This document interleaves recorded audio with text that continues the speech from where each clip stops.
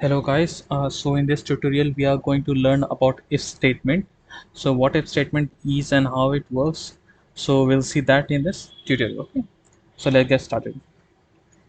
So at first we'll see the syntax for if statement, but before getting the syntax of if statement, I would like to give you some information. Like suppose if you want to take any input from the user, if you want taking you will use this particular syntax, this particular statement input. So what this input does is it takes the particular input from the user, and just remember that every time you use input, the whatever the input that is given by the user, it takes it as a string. So if so when you will run this particular command, you will see enter your age, and when you will enter suppose 18 or 19, so this thing will be read as a string when you will assign it to a particular variable like age variable you will assign it. So this age will be assigned this value 18 19, but that will be in the form of a string. So to get this as an integer, what we are going to do is we will use this typecasting. Typecasting as in like we were getting something from this as a string, and then we will be converting that to a integer. Okay, so that we are going to use. So how our code will look like will be age is equals to int. Then we will typecast inside this. We will write input, and inside input it will be enter your age. Okay, so this is how it will look. So this input will provide us the value that the user will give. That will be a string, hence we are converting it to an integer and storing it inside age. Okay, so this is how we are going to see. Okay, now let's see the syntax of this if statement, how this if statement work and what is the syntax. So if you can see, this is the syntax of this statement. Okay, this is the syntax of step. You write this keyword if, mind it will be in lowercase, not an uppercase or anything. It will be in lowercase, and here you provide your condition that you want to check, and then the statement to execute. So what the if statement does it asks you for a particular condition, and if that condition is true, then it will go and execute this statement. So let's understand this. Suppose you are going to give vote. Okay, suppose you are here, you want to give vote. So there has to be an eligibility, like you should be above 18 to give vote. So what the person sitting there, when you are going to give vote, the person sitting there will ask you what is your age. So we'll tell you, okay, this and this is my age. So this user, based on this condition, whether you are above 18 or whether you are below 18, will tell you, okay, if you are eligible or not. Okay, so this is our condition. What is the condition? Above 18 is the condition to be eligible to give vote. So how this is going to be coded is, suppose this is our input of age. Okay, so what we will do is we will create a variable age, and then whatever input the user will give, that will be stored inside this age. Now what we'll do is we will write our code like this: if age is greater than or equals to 18 colon, then we will write what, print and eligible. Okay, understood. So here if is the keyword, minded it will be small, not capital. If age is greater than or equals to 18, so this is our condition that that I was talking about here. Okay, so this is your condition, and this is a statement that will be executed after the condition is true. Okay, so this is how to really get when you will give your age, and then it will print whether you are eligible or not. So uh, so this is what currently we have. So you can either use if, or you can also use if else statement. Like if something, if you have age greater than 18, then you have to print that you are eligible. If you have age less than 18, then you have something other to do, something else to do.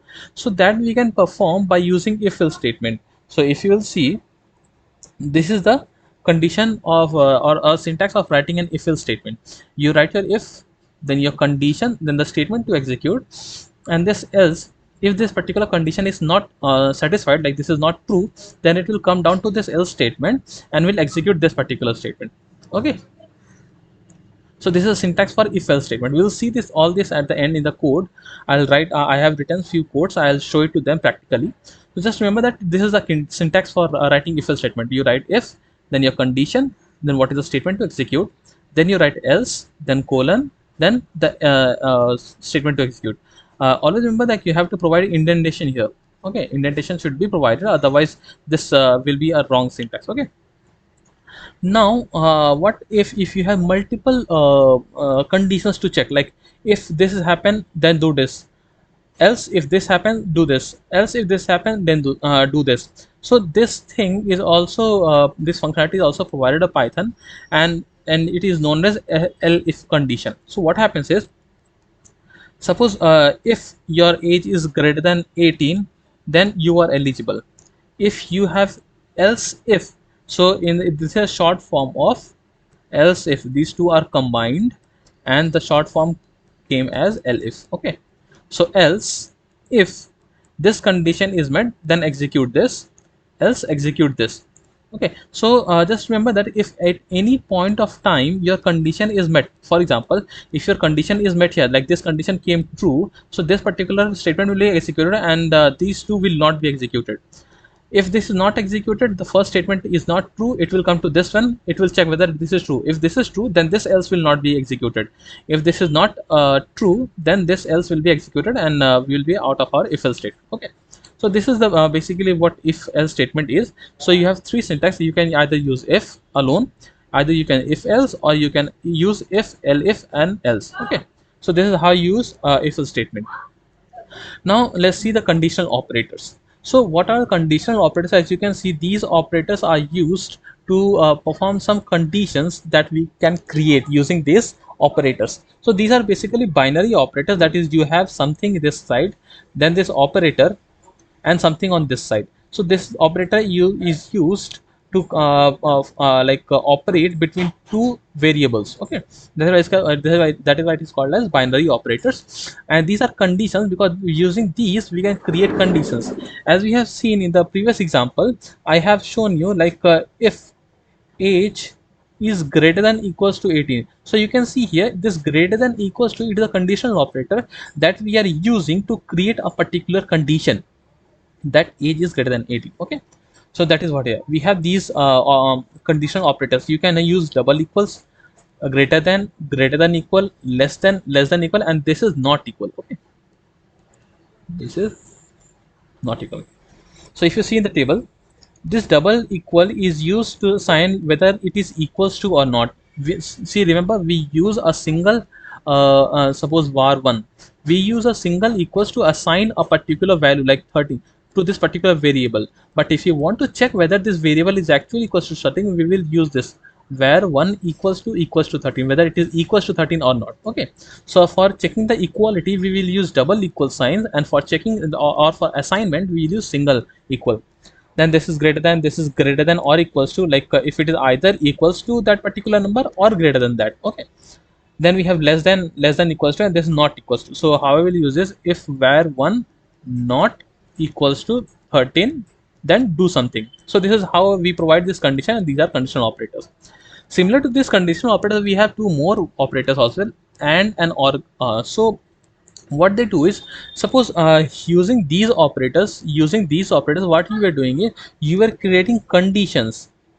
Okay, but suppose if a situation occurs that you want to relate two or more conditions together, so how you can do? For example, if there is a student, and if he gets marks greater than 90, less and see, and here comes, and less than 100, so he will get grade A plus.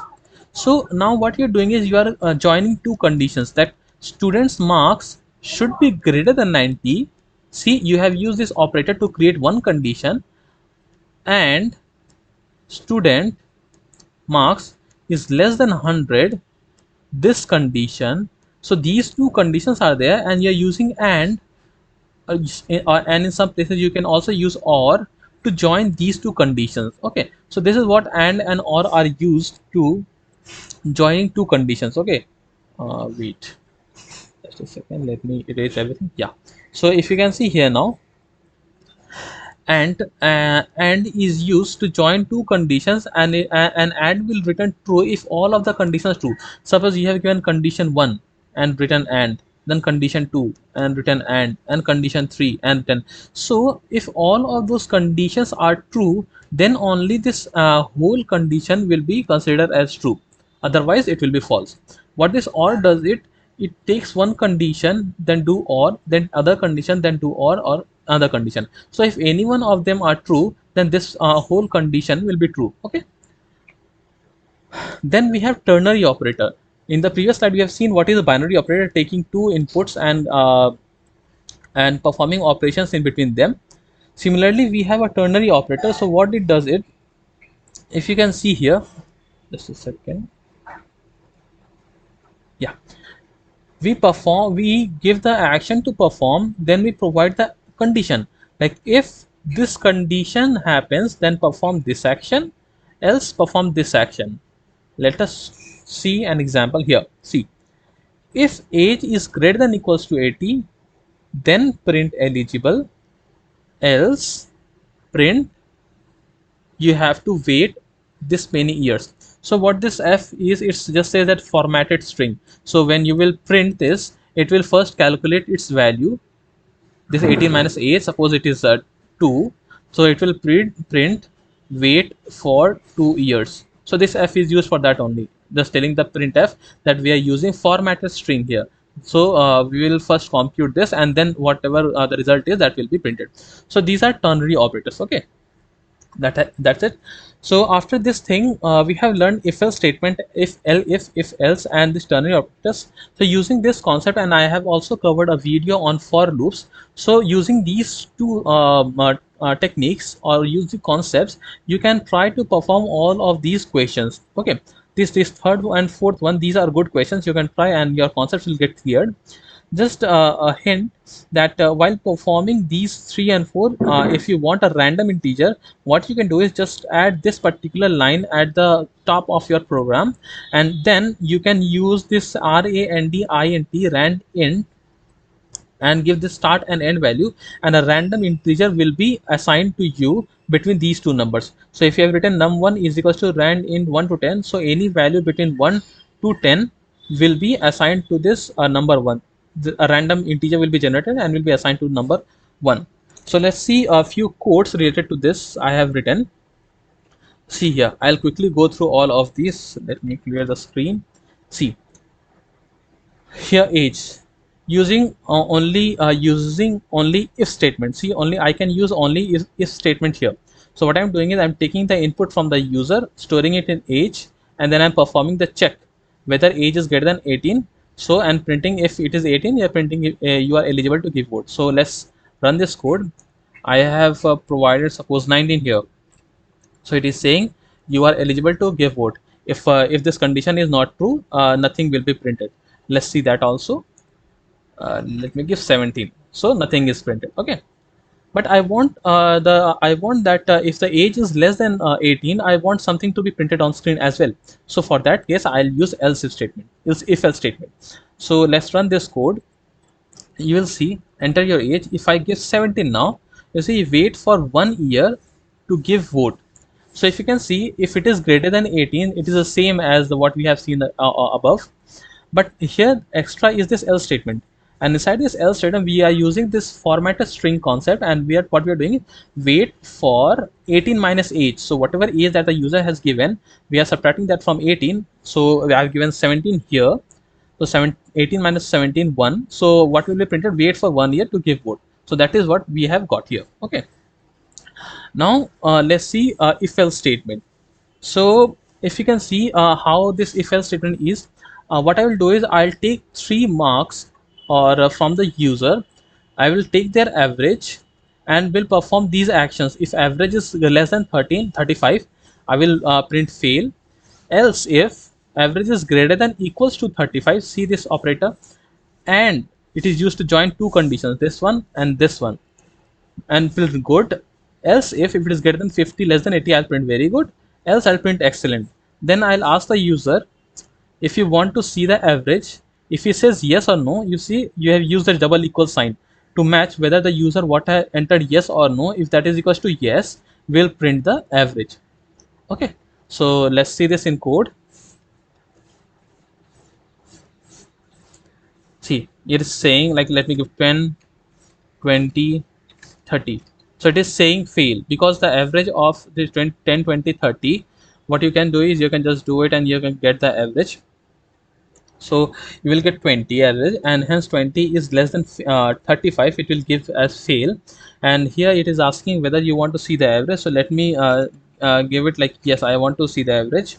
So I have put yes, and see it will provide like okay, the average is 20. Okay, so that is this program, if else if. Now about this ternary operator. Okay, so if you can see here, let me minimize this screen a bit. So if you see here, the ternary operator, I have taken the age from the user, printed if it's eligible, then if it is greater than 18, else it will print wait for this many years. Okay, so let me run this and use 12. So it is saying wait for 6 years. So this ternary operator are mostly used in places where you have to use a single line if else statement, not to write a block of if else. So that places you can use those.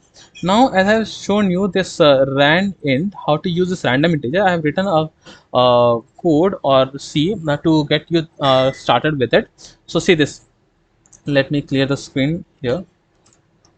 See here, so what I have done is I have written this line from rand int import rand int, and then I am looping for 10 times, and each time I am getting a random integer between the value 1 and 100, storing it to num, and then printing its value. So that's it. This is how you use randint to get a random integer between the start and the end. Let me run it, and you can see like 10 random integers will be printed between 1 and 100. See, 90, 96, 47, 13, 12, 68, 45, 51. So using this particular concept, you can do this 3 and then 4, these two questions. Okay, these two you can try this 3 and 4. Okay, thank you. Let's meet in the next tutorial, and if you like it, please subscribe to the channel and put a comment. And these files, I'll provide you the link in the description. You can go and download this and have a view of it. Okay, thank you.